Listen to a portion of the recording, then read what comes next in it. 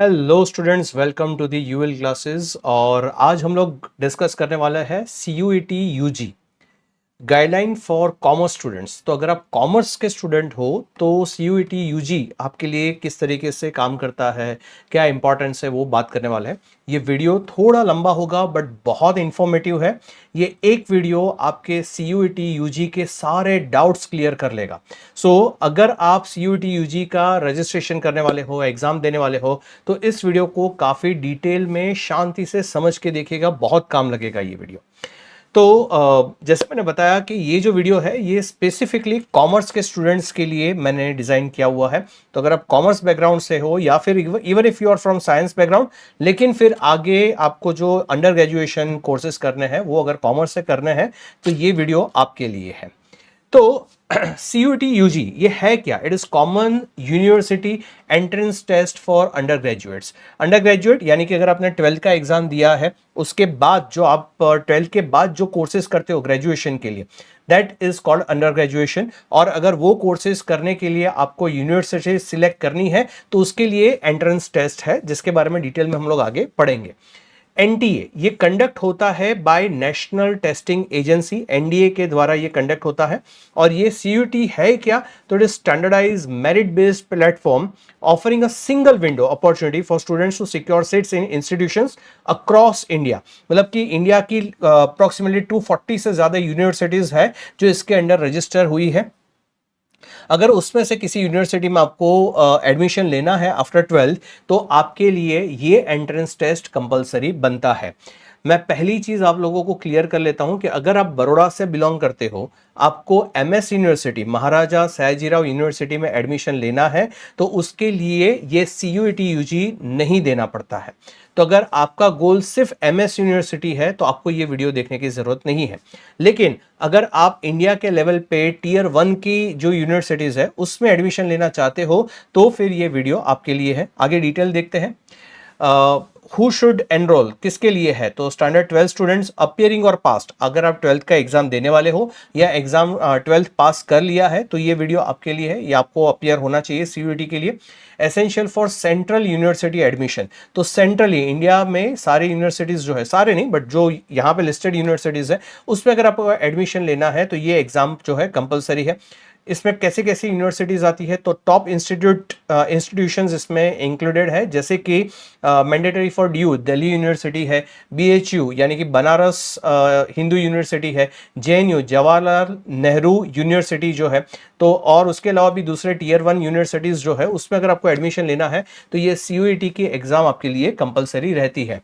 It is single window access, यानी कि one standardise score for multiple state, private and deemed university.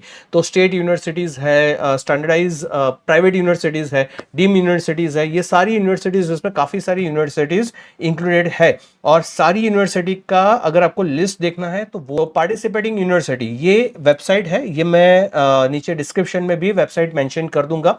तो ये जो वेबसाइट है, इस वेबसाइट पे आप जाते हो तो वहां पे आपको सारी यूनिवर्सिटी का लिस्ट मिल जाएगा और वहां से आप सिलेक्ट कर सकते हो कि आपको कौन सी यूनिवर्सिटी में जाना है। या फिर अगर आपने कोई स्पेसिफिक यूनिवर्सिटी सोच के भी रखी है कि मुझे इस यूनिवर्सिटी में एडमिशन लेना है, तो वहां पे सर्च का ऑप्शन भी है, वहां पे आप सर्च करके ढूंढ सकते हो कि क्या आपकी यूनिवर्सिटी इस लिस्ट में है कि नहीं। और आपको जिस यूनिवर्सिटी में एडमिशन लेना है उसका नाम इस लिस्ट में अगर है तो फिर आपके लिए ये सीयूईटी कंपलसरी हो जाएगा। Access the official list of all central, state and private participating universities, your gateway to top institution। तो अगर टॉप यूनिवर्सिटी में अगर आपको एडमिशन लेना है तो ये सीयूईटी जो है वो आपको देना ही पड़ेगा। कॉमर्स सब्जेक्ट कॉम्बिनेशन, कॉमर्स अगर आप ले रहे हो, ठीक है, कॉमर्स के लिए मतलब बीकॉम या कॉमर्स की कोई फील्ड में अगर आपको एडमिशन लेना है तो जनरल एक गाइडलाइन मैं आप लोगों को देता हूं कि कौन से सब्जेक्ट्स आपको लेने चाहिए। तो एक लैंग्वेज यानी कि इंग्लिश, अगर आप इंग्लिश मीडियम से पढ़े हो, अगर आप हिंदी, गुजराती, मलयालम, तेलुगु किसी और लैंग्वेज से पढ़े हो, ठीक है, तो आपके लिए वो लैंग्वेज सिलेक्ट करने का ऑप्शन भी है। बट मैं एक जनरल परसेप्शन पकड़ के चल रहा हूं कि अगर आप इंग्लिश मीडियम से पढ़े हो तो इंग्लिश, अगर किसी और लैंग्वेज से पढ़े हो तो you can select that language. इसके अलावा 3 डोमेन सब्जेक्ट्स आप सिलेक्ट कर सकते हो, जिसमें अगर कॉमर्स है तो ये रिकमेंडेड है कि आप accountancy, business studies and economics, ये 3 सब्जेक्ट सिलेक्ट करो, जिसमें मेजॉरिटी यूनिवर्सिटीज जो कॉमर्स के लिए एडमिशन देती है वो सारी कवर हो जाती है। और लास्ट है जनरल एटीट्यूड, यानी कि जनरल टेस्ट जो होता है वो एक सब्जेक्ट आप सिलेक्ट कर सकते हो। एक चीज याद रखो कि 5 subject is maximum that you can select, ठीक है। आप अगर इनमें से 1, 2, 3 सब्जेक्ट भी सिलेक्ट करना चाहो तो कर सकते हो। जैसे कि इसके पहले वाली स्लाइड में हम लोगों ने डिस्कशन किया कि आपको एक पर्टिकुलर यूनिवर्सिटी में एडमिशन लेना है, तो उस यूनिवर्सिटी के वेबसाइट पे जाके आप चेक करोगे कि उसका क्राइटेरिया क्या है, वो यूनिवर्सिटी कौन से सब्जेक्ट के स्कोर मांगती है। मान लो कि आपको एक ही यूनिवर्सिटी को टारगेट करना है और वो यूनिवर्सिटी बोलती है कि मुझे general aptitude test and accountancy, ये दोनों का ही सीयूईटी का कोर्स स्कोर चाहिए, तो फिर आप 5 सब्जेक्ट के लिए एनरोल मत करो, सिर्फ general aptitude test and accountancy के लिए भी एनरोल करके उस यूनिवर्सिटी के लिए एडमिशन के लिए ट्राई कर सकते हो। बट देन आपको ऑप्शंस ओपन रखने चाहिए, तो रेकमेंडेड ये है कि आप 5 सब्जेक्ट का एग्जाम दो। सिलेबस इंग्लिश के लिए मैं सारे सब्जेक्ट, ये जो 5 सब्जेक्ट हम लोगों ने बोले, ये 5 सब्जेक्ट के सिलेबस जो है वो मैं आपको स्क्रीन पर दिखा देता हूं, तो you can pause the video and you can see कि ये सिलेबस में क्या क्या कवर होता है। तो ये इंग्लिश का सिलेबस है, ये अकाउंटेंसी का सिलेबस है, जिसमें partnership accounting, reconstruction, dissolution, company account, financial accounting, computerised accounting, ये सारे टॉपिक्स कवर होते हैं, जिसमें मेजॉरिटी टॉपिक्स आपके 11th-12th में कवर हो गए होते हैं। अगर नहीं है तो आपको किसी और तरीके से ट्रेनिंग लेके ये सब्जेक्ट्स प्रिपेयर करने रहेंगे। बिजनेस स्टडीज में पार्ट ए, बी, सी, जिसमें principles and environment, part B जो है functions of management, and part C business functions, ये 3 चीजें आपको प्रिपेयर करनी रहेगी। एंड इकोनॉमिक्स जो है, जिसमें micro economics and macro economics के टॉपिक्स आपको प्रिपेयर करने रहेंगे। मेजॉरिटी ये सारे टॉपिक्स जो है आप 11th-12th में पढ़े हो। और उसके बाद जनरल एटीट्यूड, जिसमें general mental ability, general knowledge and current affairs, numerical ability, quantitative reasoning, logical and analytical reasoning, ये सारे टॉपिक्स आपको कवर करने रहेंगे। आप थोड़ा इंटरनेट सर्च करोगे तो आपको इसके रिलेटेड मटेरियल वगैरह मिल सकता है, ठीक है। एग्जाम पैटर्न क्या रहता है, तो एग्जाम पैटर्न टोटल एमसीक्यू या ऑब्जेक्टिव टाइप के एग्जाम्स क्वेश्चंस रहेंगे। 50 क्वेश्चन पूछे जाएंगे, जिसके लिए आपको 60 मिनट का टाइम दिया जाएगा। हर क्वेश्चन का वेटेज 5 मार्क का रहता है, तो 50 question into 5 marks, that means total exam जो है 250 मार्क्स का रहेगा। अगर आप सही आंसर देते हो तो you will be awarded with 5 marks for each question, each correct answer. अगर आप गलत आंसर देते हो तो नेगेटिव मार्किंग है, विच इज 1 मार्क, तो गलत आंसर के लिए 1 मार्क कटेगा। और अगर कोई क्वेश्चन आप अटेंड नहीं करते हो तो उसका 0 मार्क्स रहता है। तो इस तरीके से इसका एग्जाम पैटर्न रहता है, which is similar for all the subjects, और हर सब्जेक्ट की एग्जाम अलग अलग दिन पे रहती है। उसका भी टाइमलाइन जो है हम लोग आगे डिस्कस कर रहे हैं। योर प्रिपरेशन चेकलिस्ट, क्या क्या चीजें आपको प्रिपेयर करनी है, ठीक है। So confirm your target university specific requirement, जैसे मैंने बोला कि एक तो यूनिवर्सिटी डिसाइड करो कि कौन सी यूनिवर्सिटी में आपको एडमिशन लेना है। उसके बाद select the commerce subject combination, English plus 3 domain subject plus general test, या तो फिर आपकी जो यूनिवर्सिटी है वो जिस सब्जेक्ट का स्कोर मांगती है उन सब्जेक्ट्स को आप सिलेक्ट कर सकते हो। Review the unit wise syllabus provided in this guide, जो हम लोगों ने अभी सिलेबस डिस्कस किया वो सिलेबस प्रिपेयर करो, and then practise standardise MCQs, apply the +5 -1 strategy, मतलब सही आंसर के लिए 5 मार्क्स, गलत आंसर के लिए -1 मार्क का स्ट्रेटेजी ध्यान में रख के प्रिपरेशन करना है, ठीक है। अच्छे से प्रिपरेशन करोगे तो अपॉर्चुनिटीज मिलेगी आपको। अब बात करते हैं हम लोग टाइमलाइन की, कि सीयूईटी का टाइमलाइन कैसे है, ठीक है। तो 3 जनवरी से पहले तो ये मैं क्लियर कर लूं कि ये जो वीडियो है मैं 2026 में रिकॉर्ड कर रहा हूं, ठीक है। और ये जितनी भी टाइमलाइन मैं अभी डिस्कस कर रहा हूं 2026 की ही है। लेकिन इसके साथ साथ अगर आप फ्यूचर में 27, 28, 29 या 2030 में ये वीडियो देख रहे हो तो टाइमलाइन किस तरीके से काम करती है वो एक रफ आइडिया भी मैं आपको साथ में देता जाऊंगा। तो 2026 में इसके रजिस्ट्रेशन स्टार्ट हुए हैं 3 जनवरी से, और last date of registration is 30 January रात को 11:50 पे इसके रजिस्ट्रेशन बंद हो जाएंगे। दीज आर हार्ड डेडलाइंस, यानी कि अगर ये डेडलाइन मिस हुई तो वापस आप रजिस्ट्रेशन नहीं कर पाओगे। पूरे साल में एक ही एग्जाम होती है, अगर ये डेडलाइन मिस किया तो फिर नेक्स्ट ईयर ही नंबर लगेगा, ठीक है। So it is hard deadline और आई टेल यू कि रजिस्ट्रेशन प्रोसेस जो है काफी लंबा है, ठीक है। इस वीडियो में हर एक फील्ड में आगे आपसे डिस्कस भी करने वाला हूं कि किस तरीके से रजिस्ट्रेशन करना चाहिए, बट बिलीव मी, रजिस्ट्रेशन एक दिन में फिनिश होना डिफिकल्ट है। काफी बार ऐसा होगा रजिस्ट्रेशन करते वक्त आपको कुछ इंफॉर्मेशन चाहिए होगी, कुछ डॉक्यूमेंट्स चाहिए होंगे जिसके लिए आपको रजिस्ट्रेशन पॉज करना पड़े in general cases. So at least 2 से 3 दिन का टाइमलाइन पकड़ के चलना फॉर रजिस्ट्रेशन। ओके, 30 जनवरी के बाद 31 जनवरी फीस का डेडलाइन है, मतलब 30 जनवरी को फॉर्म फिलअप करना बंद हुआ, उसके बाद फीस जो भरना है वो 31 जनवरी से पहले आपको फीस भर देना है। क्या फीस है, कितना फीस है, वो आगे हम लोग डिस्कस करने वाले हैं। इसके बाद फॉर्म फिलअप करने के बाद, फीस भरने के बाद, मान लो कि आपको पता चला कि आपका फॉर्म जो है उसमें कहीं पे आपने गलती की है, तो वो जो करेक्शन का विंडो है वो 2 फरवरी से 4 फरवरी के बीच में है। करेक्शन भी काफी लिमिटेड चीजों में ही हो पाएंगे, सारी चीजों में करेक्शन नहीं हो पाएगा, उसको भी आगे हम लोग डिस्कस करेंगे, लेकिन वो ध्यान से फॉर्म भरना। और फिर 11 मई से 31 मई एग्जाम विंडो है, मतलब ये 20 दिन के बीच में ये जितने भी सब्जेक्ट्स हैं, कॉमर्स के 5 सब्जेक्ट हम लोगों ने देखे, लेकिन उसके अलावा भी आर्ट साइंस के भी जो सब्जेक्ट्स है वो सारे सब्जेक्ट की एग्जाम जो है वो इस 20 दिन में होगी। अब मैं बात कर रहा हूं जनरल टाइमलाइन की, मतलब अगर आप 26 में वीडियो नहीं देख रहे हो लेकिन फ्यूचर में कभी देख रहे हो, तो ये मान के चलो कि जनवरी का महीना जो रहता है उस महीने में रजिस्ट्रेशन रहता है, ठीक है। उसके बाद रजिस्ट्रेशन खत्म होने के बाद 2-3 दिन और आपको मिलते हैं वो करेक्शन विंडो के लिए, और फिर मई का महीना जो रहता है उसमें एग्जाम रहता है। तो जो पूरे इंडिया में 12th के एग्जाम्स चलते हैं एचएससी के, वो एग्जाम खत्म होते हैं अप्रोक्सीमेटली अप्रैल के आसपास, तो उसके बाद मई महीना होता है जहां पे ये एग्जाम्स कंडक्ट किए जाते हैं। So that is general timeline रहता है सारे साल के लिए। इन्वेस्टमेंट, फीस एंड डॉक्यूमेंट, जैसे मैंने बोला कि फीस का हम लोग डिस्कशन कर रहे हैं, ये फीस जो है वो सोनली 2026 के लिए है।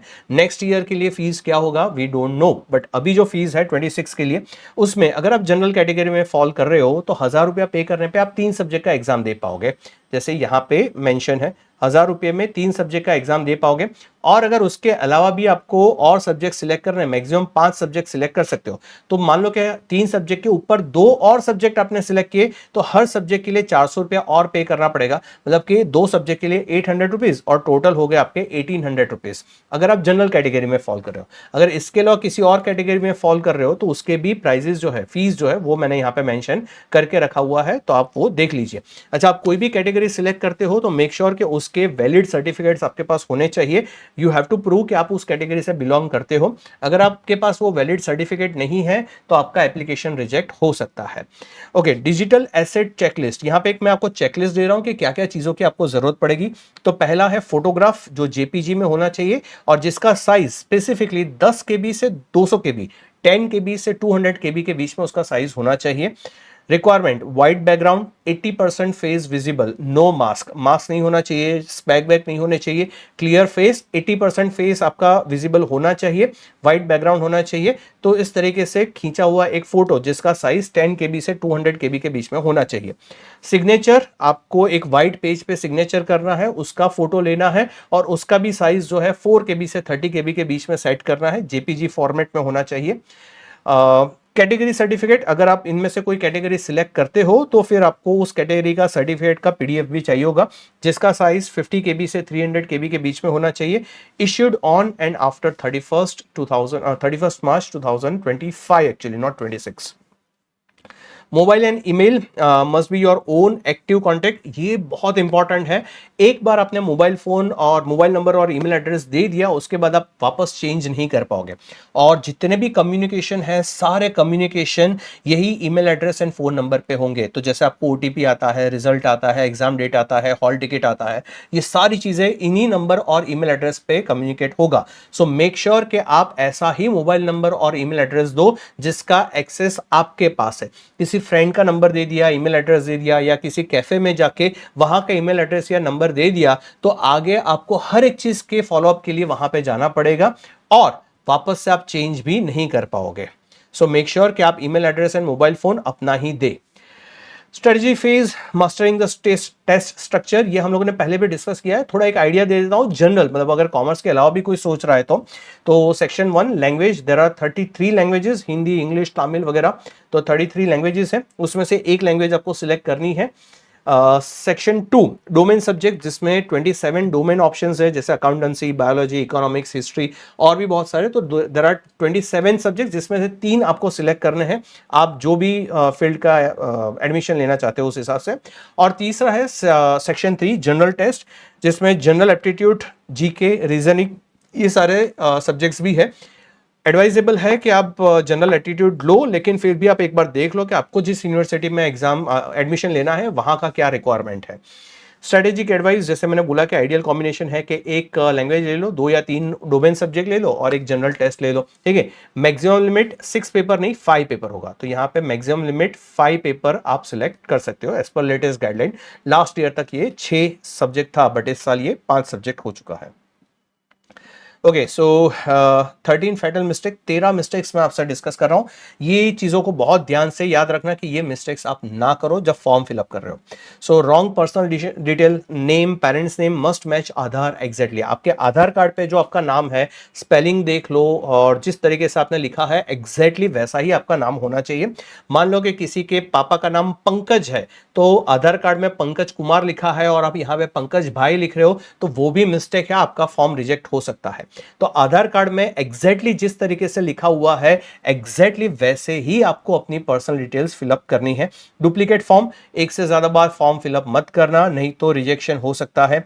अनक्लियर डॉक्यूमेंट, ब्लरी सिग्नेचर या फिर फोटोज विद सनग्लासेस, मास्क, तो अगर आपके जो डॉक्यूमेंट्स आप अपलोड कर रहे हो, पीडीएफ अपलोड कर रहे हो किसी डॉक्यूमेंट का, या फिर अपने फोटो या सिग्नेचर अपलोड कर रहे हो, मेक श्योर कि वो क्लियरली विजिबल हो, ठीक है। जब आप अपलोड करोगे उस टाइम पे सामने कोई बैठा नहीं है कि वो आपको रिव्यू करके बोले कि ये सही है गलत है, वो आपको ही रिव्यू करना है। अपलोड करने के बाद जब वो आगे प्रोसेस में जाएगा, 1 महीने 2 महीने के बाद जब डेडलाइन चली जाएगी, उसके बाद जब वो देखेगा और देखेगा कि यहाँ पे सिग्नेचर ब्लरी है या मुंह पे मास्क लगाया हुआ है, चश्मे पहने हुए है, वो रिजेक्ट करेगा फॉर्म और आपके पास ऑप्शन नहीं होगा कि वापस से रजिस्ट्रेशन करवाओ। तो पहली बार ही अपलोड करने से पहले आप खुद ही चेक कर लो कि डॉक्यूमेंट्स ब्लर नहीं है, पूरा क्लियरली सब कुछ दिख रहा है, उसमें फेस दिख रहा है या सिग्नेचर ठीक से दिख रहा है, वो आप चेक करने का रिस्पॉन्सिबिलिटी आपका है। स्कीविंग द लाइव फोटो, अच्छा ये जो रजिस्ट्रेशन प्रोसेस करेंगे उसमें एक जगह है जहां पे आपको लाइव फोटोग्राफ लेना है। अच्छा दोनों ही है, आपको अपना पर्सनल फोटोग्राफ का जेपीजी तो अपलोड करना ही है, लेकिन साथ में एक लाइव फोटो भी लेना है। तो ये भी पॉसिबल नहीं है कि जिस कैंडिडेट के लिए आप फिलअप कर रहे हो फॉर्म, वो कैंडिडेट अवेलेबल ना हो और आप फॉर्म फिलअप करो, वो पॉसिबल नहीं है। कैंडिडेट का अवेलेबल होना जरूरी है, क्योंकि वहां पे आपको फोन या फिर कैमरा लेके अपना सेल्फी लेना है। उसमें इंस्ट्रक्शन लिखी हुई है कि वाइट बैकग्राउंड, 80% फेस विजिबल, कान दिखने चाहिए, वो कुछ कंडीशंस है, उस हिसाब से आपको फोटो लेना है। और वो एक बार में काम नहीं होगा, 2-3 बार फोटो लोगे तब जाके एक परफेक्ट फोटो आएगा। लाइटिंग वाइटिंग सही चाहिए, तो वो फोटो भी आपको लेना है और उसमें सही सही से खुद का फोटो लेना, किसी और का फोटो अपलोड कर दिया तो फिर आगे दिक्कत होगी। Wrong category info, claiming EWS OBC without a valid certificate. अगर आप क्लेम कर रहे हो कि आप ईडब्ल्यूएस ओबीसी या किसी और कैटेगरी में फॉल कर रहे हो और आपके पास सर्टिफिकेट नहीं है, तो भी फॉर्म रिजेक्ट होगा। तो आप तभी क्लेम करें जब आपके पास उसका सर्टिफिकेट हो। And outdated certificate, using certificate issued before 31 March 2025 not 26, ठीक है। तो आउटडेटेड सर्टिफिकेट यूज कर रहे हो तो भी एप्लीकेशन रिजेक्ट हो सकता है। इनएक्टिव कॉन्टैक्ट इन्फो, जैसे मैंने बोला कि मोबाइल फोन ईमेल एड्रेस आप डाल रहे हो, तो using a friends email address और temporary number will not work, because जब तक आपका रिजल्ट नहीं आता तब तक आपको इस नंबर की जरूरत पड़ने वाली है। मेक श्योर कि वो नंबर एंड ईमेल एड्रेस आपका खुद का हो, जिसका एक्सेस आपके पास हो, जिससे आप इसको एक्सेस कर पाओ सारी इंफॉर्मेशन को। इनकरेक्ट अपार आईडी इसमें मांगते हैं, ठीक है, बट वो कंपलसरी नहीं है। तो अगर आपके पास अपार आईडी नहीं है, आप उसको स्किप कर सकते हो, गलत अपार आईडी मत डालना। अगर है तो सही सही से 12 डिजिट देख के 2 बार वेरीफाई करके डालना। Subject mapping error number 1 risk है, सबसे बड़ा रिस्क है ये कि mismatching domain subject with university requirement. University को चाहिए अकाउंटेंसी और आपने कोई और सब्जेक्ट यहाँ पे सिलेक्ट कर लिया है। फिर कुछ नहीं हो सकता, वो यूनिवर्सिटी में आपको एडमिशन नहीं मिल सकता है। सो जब आप यूनिवर्सिटी की वेबसाइट पे जाओ तो वहां पे सब्जेक्ट का नाम तो देखो, उसके साथ कोड भी लिखा होगा, तो वो कोड भी मैच कर लेना कि ये आप वही कोड का सब्जेक्ट सिलेक्ट कर रहे हो कि नहीं, एंड बहुत ध्यान से सब्जेक्ट जो है उसको सिलेक्ट करना। Manipulating marks, rounding off percentage, ये हालांकि मैं वार्निंग के तौर पे बोल रहा हूं, बट सिस्टम ऐसा है कि वहां पे जब आप मार्क्स डालोगे, टोटल मार्क्स एंड आपने कितने मार्क्स अचीव किए हैं 10th स्टैंडर्ड 12th स्टैंडर्ड में, वो आप डालोगे तो परसेंटेज वो अपने आप ले लेगा। तो राउंड ऑफ करना मत, जो परसेंटेज ले रहा है वो सही है। हाँ, टोटल मार्क्स एंड आपके अचीव किए मार्क्स वो सही सही से देख के, आंसर शीट रिजल्ट जो है उसमें देख के वहां पे जो मेंशन है वही मार्क्स यहाँ पे एंटर करना। तो उसमें थोड़ा आपको कॉशियस रहना पड़ेगा। रॉन्ग मीडियम या centre, so selecting a language you don't speak और फार अवे सेंटर, तो ये अकाउंटेंसी, इकोनॉमिक्स, बिजनेस स्टडीज, ये सब्जेक्ट आप सिलेक्ट कर रहे हो, हर सब्जेक्ट में भी आपको एक ऑप्शन मिलेगा कि आपको इन सब्जेक्ट की एग्जाम कौन सी लैंग्वेज में देनी है। तो अगर आप गुजराती मीडियम से पढ़े हो तो you have to select Gujarati as a language, जिससे कि उन सब्जेक्ट के क्वेश्चन पेपर आपको गुजराती में मिले और आप आंसर भी गुजराती में लिखो। अगर आप इंग्लिश मीडियम से पढ़े हो तो इंग्लिश सिलेक्ट करो, हिंदी मीडियम से पढ़े हो तो आपका मीडियम हिंदी सिलेक्ट करो, ताकि उस मीडियम में, उस लैंग्वेज में आपको क्वेश्चन पेपर मिले और आप उसी में आंसर लिख पाओ। सो सही सही से मीडियम सिलेक्ट करो। और सेंटर, सेंटर आपके घर से जो नजदीक है वो सेंटर देख लो और वही सेंटर सिलेक्ट करो, ताकि आपको बहुत दूर ट्रैवल ना करना पड़े। मिसिंग कंफर्मेशन, सब कुछ आपने इंफॉर्मेशन डाल दिया, लेकिन जब आप कंफर्म कर रहे हो, फाइनल फॉर्म सबमिट कर रहे हो, तो उसको डाउनलोड करना मत भूलना, क्योंकि वो आपके पास कॉपी होना चाहिए कि आपने कौन सी डिटेल किस तरीके से लिखी थी। और फाइनल एक्नॉलेजमेंट जब आता है, फाइनल पेज आता है, वहां पे एक्नॉलेज करके कुछ 8-10 पॉइंट है जिसको टिक करके फाइनल एक्नॉलेजमेंट करना है, तो वो करना भी मत भूलना, तभी जाके आपका एप्लीकेशन कंप्लीट हुआ बोल सकते हैं, otherwise your application is incomplete. So trouble shooting, correction, correction window जो हम लोगों ने बात किया था 2 से 4 फरवरी, मैं बात कर रहा हूँ 2026 की। व्हाट यू कैन एडिट, तो क्लास 10th और 12th की डिटेल, मतलब उसमें मार्क्स है या ऐसा कुछ है तो अपडेट कर सकते हो। Date of birth, gender, city, ये अपडेट कर सकते हो। क्या अपडेट नहीं कर सकते हो, मोबाइल नंबर, ईमेल एड्रेस, एक बार डाल दिया अपडेट नहीं होगा। पासवर्ड रिकवरी, सिक्योरिटी क्वेश्चन आपको पूछा जाएगा, उसका क्वेश्चन और आंसर सोच समझ के सही से डालना। वेरिफिकेशन कोड आपको एसएमएस के थ्रू आएगा, एंड रिसेट लिंक ईमेल या व्हाट्सएप पे आएगी, नॉट व्हाट्सएप, एसएमएस पे आएगी, तो उससे आप अपना पासवर्ड रिकवर कर सकते हो। Always log out after your session to prevent data tampering. अगर आप किसी पब्लिक डोमेन पे, मतलब किसी पब्लिक मशीन पे, किसी पब्लिक कंप्यूटर पे आप ये अपना प्रोफाइल ओपन कर रहे हो, जैसे कैफे में गए और वहां पे अपना प्रोफाइल ओपन कर रहे हो, तो मेक श्योर कि एक बार पूरा काम खत्म हो जाए आप लॉग आउट करो, नहीं तो कोई और को अगर वो प्रोफाइल का एक्सेस मिल गया तो शायद मिसयूज हो सकता है। कहाँ से इंफॉर्मेशन मिलेगी, सो ऑफिशियल रजिस्ट्रेशन पोर्टल जो है उसका CUET.NTA.nic.in है, ठीक है। इसका भी लिंक मैं यहाँ पे नीचे डिस्क्रिप्शन में डाल दूंगा। एनटीए का वेबसाइट है, जस्ट फॉर योर नॉलेज, अपना रजिस्ट्रेशन वगैरह CUET के वेबसाइट से ही होगा, बट एनटीए का वेबसाइट भी मैंने दे दिया है, हेल्पलाइन कॉन्टैक्ट नंबर भी दिया हुआ है और ईमेल एड्रेस भी मैंने आपको दिया हुआ है। फाइनल लॉन्च चेकलिस्ट हम लोग देख लेते हैं। सो आधार अपडेटेड होना चाहिए, फोटो सिग्नेचर स्कैन करना है, यूनिवर्सिटी एलिजिबिलिटी चेकलिस्ट आप चेक कर लो कि कौन सी यूनिवर्सिटी में एडमिशन लेना है, and then payment receipt saved, एक बार आप पेमेंट करते हो उसके बाद उसका रिसिप्ट जो है उसको भी सेव करके रखना।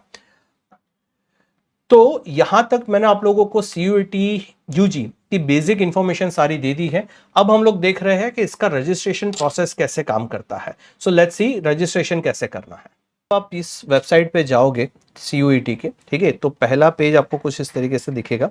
उसको स्क्रॉल डाउन करने पे रजिस्टर पे जब आप क्लिक करोगे, रीड मोर पे नीचे कैंडिडेट एक्टिविटीज पे जब आप रजिस्टर करोगे, ये जो है कैंडिडेट एक्टिविटी, इसमें रजिस्ट्रेशन फॉर CUET UG, इस पे आप क्लिक करोगे तो ये वाला पेज ओपन होगा, जिसमें अगर आपने ऑलरेडी रजिस्ट्रेशन कर लिया है तो आप लॉगिन पे क्लिक करोगे, लेकिन अगर पहली बार रजिस्टर कर रहे हो तो आप न्यू रजिस्ट्रेशन पे क्लिक करोगे।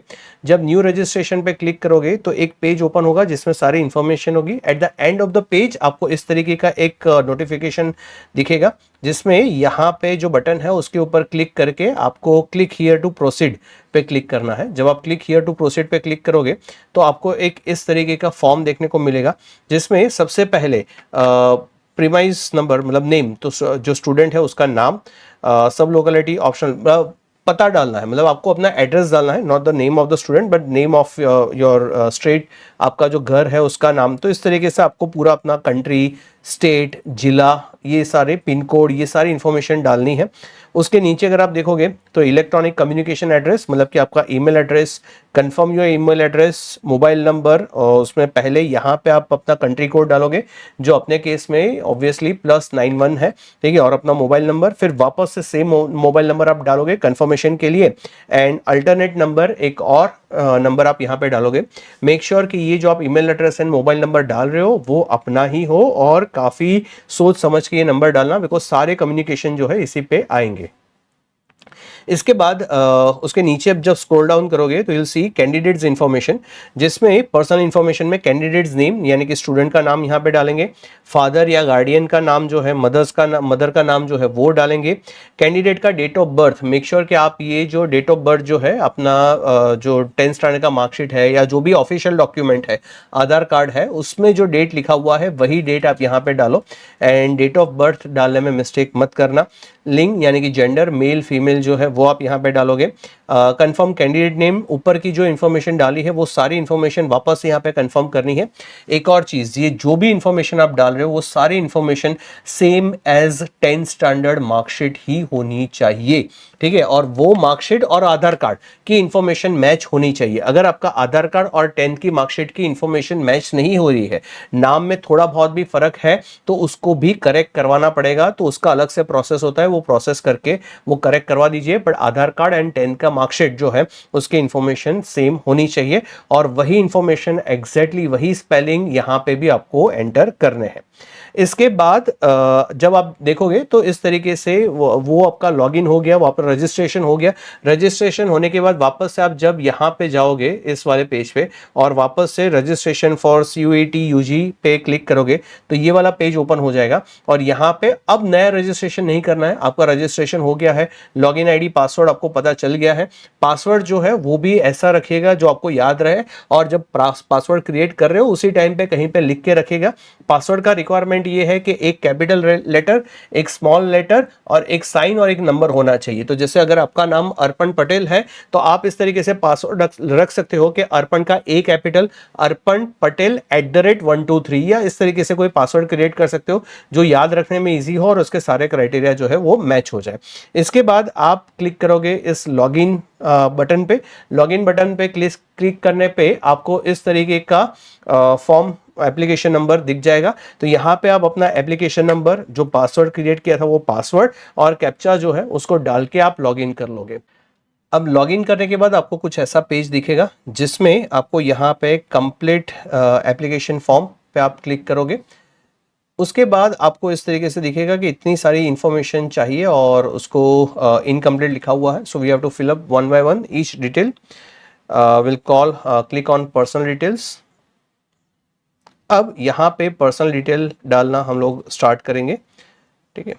तो जैसे यहाँ पे आप देख रहे हो राष्ट्रीयता, नेशनैलिटी में इफ़ यू आर इंडियन तो यू विल सिलेक्ट इंडियन।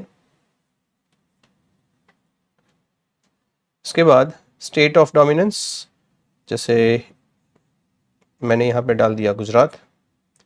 उसके बाद कैटेगरी में जनरल या जो भी आपका कैटेगरी फॉल होता है। कंफर्म कैटेगरी, वापस से कैटेगरी कंफर्म करेंगे। इसके बाद आर यू डायबिटिक, अगर है तो यस, नहीं है तो नो। इसके बाद निवास की जगह, मतलब प्लेस ऑफ रेसिडेंस अर्बन या रूरल, अगर सिटी में रहते हो तो urban area, otherwise rural area. इसके बाद एनुअल फैमिली इनकम आपका जो भी है वो आप यहाँ पे सिलेक्ट करें। मैं सिर्फ ऐसे ही एग्जांपल के लिए एक नंबर सिलेक्ट कर रहा हूँ, जैसे कि let's take 6 lakh to 7 lakh. इसके बाद बिलोंग्स टू माइनॉरिटी, अगर माइनॉरिटी से बिलोंग करते हो तो आप यस क्लिक करोगे। यस क्लिक करते ही यहाँ पे रिलीजन माइनॉरिटी आएगा, यू हैव टू सिलेक्ट कि कौन सी माइनॉरिटी से आप सिलेक्ट कर रहे हो। आपने कोई एक माइनॉरिटी सिलेक्ट किया तो आगे जाके आपको उसका सर्टिफिकेट भी देना पड़ेगा। अगर आप माइनॉरिटी से बिलोंग नहीं करते हो तो नो सिलेक्ट करिए, then there will be no other option. अगर आप ward of defence personnel, ex serviceman हो, ठीक है, तो यहाँ पे यस सिलेक्ट करिए, अदरवाइज नो। इसके बाद क्लेम फॉर एनसीसी कोटा, अगर एनसीसी कोटा को क्लेम करना है तो yes, otherwise no. And sports quota में फॉल करते हो तो स्पोर्ट्स कोटा के लिए यस, अदरवाइज नो। और इसके बाद कैप्चा जो है वो कैप्चा हम लोग डाल देंगे 461 LR6 and then will press save and next. Save and next करने पे आपको ये वाला क्वेश्चन पूछा जाएगा, are you PWD BD candidate, yes और नो जो भी है वो आप सिलेक्ट करिए, ठीक है। और उसके बाद नेक्स्ट पेज पे आपको ले जाया जाएगा, मतलब उसी पेज पे they are asking for captcha, so will enter captcha. के बाद आपको पूछा जाएगा कि are you sure you want to submit this section, अगर आप श्योर हो तो यस करके नेक्स्ट चले जाइए। इसके बाद नेक्स्ट आपको पूछा जा रहा है चूज आइडेंटिटी।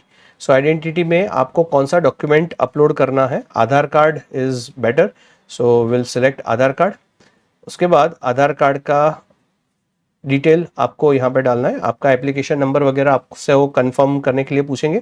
यहाँ पे क्लिक करेंगे हम लोग, I voluntary agree to share my child ward Aadhaar number, and then Aadhaar का नंबर और उसको कंफर्म करना है, ठीक है। और फिर कैप्चा डाल के हमें सबमिट करना है।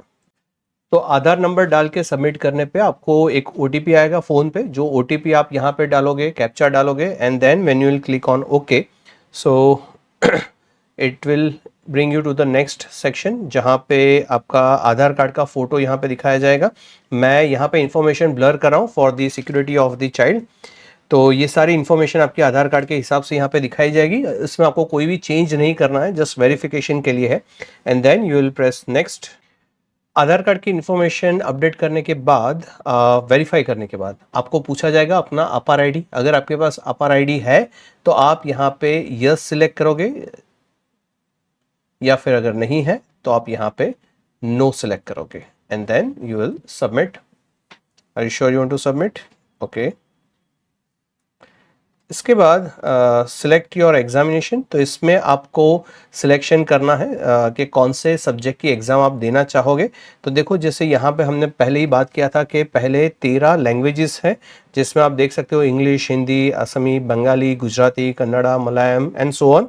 इसके बाद अकाउंटेंसी, एग्रीकल्चर, ऑर्थोपेडिक, बहुत सारे और सब्जेक्ट्स हैं। तो ये सारे सब्जेक्ट का पूरा लिस्ट है, सो आपको ये सब्जेक्ट में से सिलेक्ट करना है। मैं यहाँ पे वीडियो पॉज कर रहा हूँ, जितने सब्जेक्ट्स हमें सिलेक्ट करने हैं वो सारे सब्जेक्ट सिलेक्ट करके बाकी इन्फॉर्मेशन डाल के फिर हम लोग, अब देखो काफ़ी सारे वीडियोस ऑनलाइन है जहाँ पे साइंस इंजीनियरिंग में अगर आप पढ़ रहे हो तो कौन से सब्जेक्ट सिलेक्ट करने चाहिए ये बताते हैं।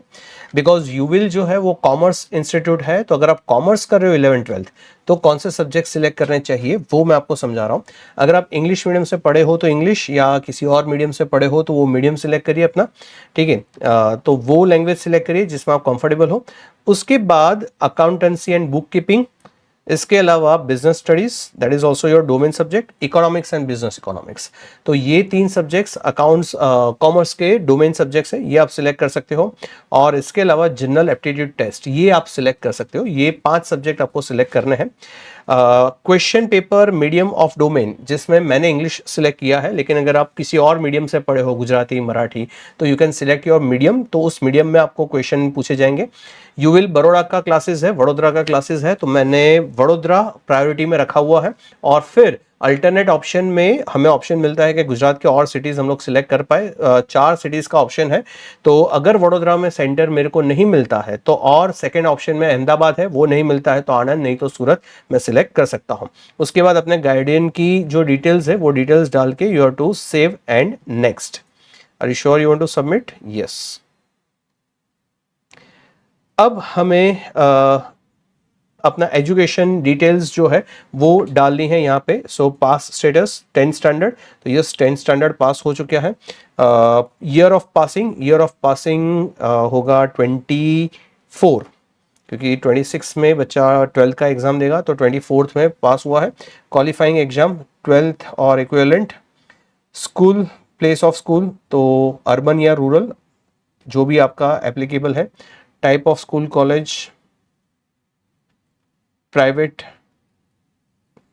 स्कूल है तो will select private. Qualifying examination state, तो यहाँ पे जिस बच्चे का मैं डिटेल भर रहा हूँ उसने गुजरात स्टेट से दिया हुआ है, सो Gujarat state. Qualifying exam district, it is Vadodara. School board, GSAB Gujarat Secondary and Higher Secondary Board. Result mode, percentage, total marks. Now I'm pausing the video here. I'll enter all the details and then I'll play the video. So यहाँ पे आप 10th का सारा details डालेंगे. तो पास status, पास हो गया तो पास, कौन से ईयर में आपने पास किया, क्वालिफाइंग एग्जाम 10th और इक्विवेलेंट, फिर अर्बन या रूरल एरिया, फिर कौन सा प्राइवेट था या गवर्नमेंट एडेड था, कौन सा बोर्ड आपका लगता है, परसेंटेज में काउंट होता है या फिर किस तरीके से होता है, टोटल कितने मार्क्स का, सारे पेपर्स का टोटल मार्क्स कितना था और आपने कितना अचीव किया वो यहाँ पे डालेंगे. परसेंटेज अपने आप वो कैलकुलेट कर लेगा.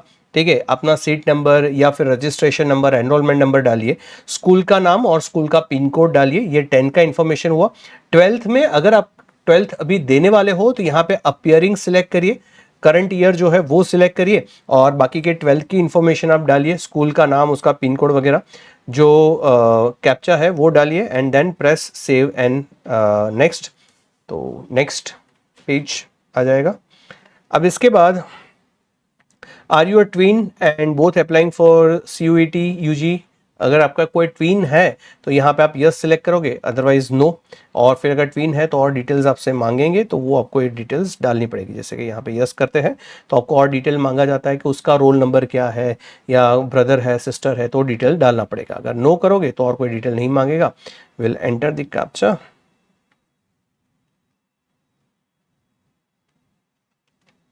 And save and next. Yes. इसके बाद कंट्री कोड, तो इंडिया. इमरजेंसी कॉन्टैक्ट नंबर पूछा जा रहा है तो आपके अलावा किसी और का नंबर यहाँ पे देना है. तो email address, emergency contact number ये वगैरह देके कैप्चा ऐड करके आप गेट OTP पे क्लिक करोगे. एक OTP आएगा, इसको OTP डाल के फिर आपको सबमिट करना है. ओके, सो फोटो कैप्चर करने के बाद, अगर आप फोटो कैप्चर कर रहे हो और पहली बार में नहीं हो रहा है तो आपको 2-3 बार ट्राई करना पड़ेगा. फोटो कैप्चर करने के बाद जब आप व्यू एंड सबमिट करोगे तो सबमिट करने पे नेक्स्ट पेज जो आएगा उसमें आपका पासपोर्ट साइज का फोटोग्राफ और सिग्नेचर मांगा जाएगा.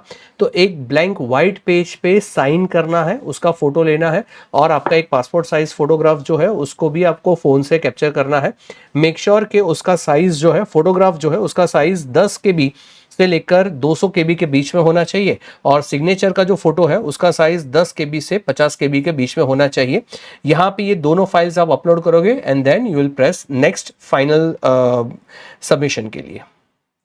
सो फाइनल जब आप क्लिक करोगे वेरिफिकेशन में तो सारी डिटेल बहुत शांति से चेक करना.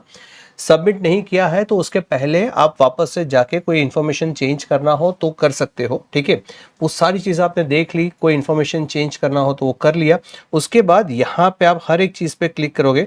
My name, my father's name, my mother's name, date of birth, gender, category, question paper medium, examination cities, education details, contact details, document upload and test paper, ये सारी चीज़ें क्लिक करके then you will read this और उसके बाद I agree पे click करके final submission.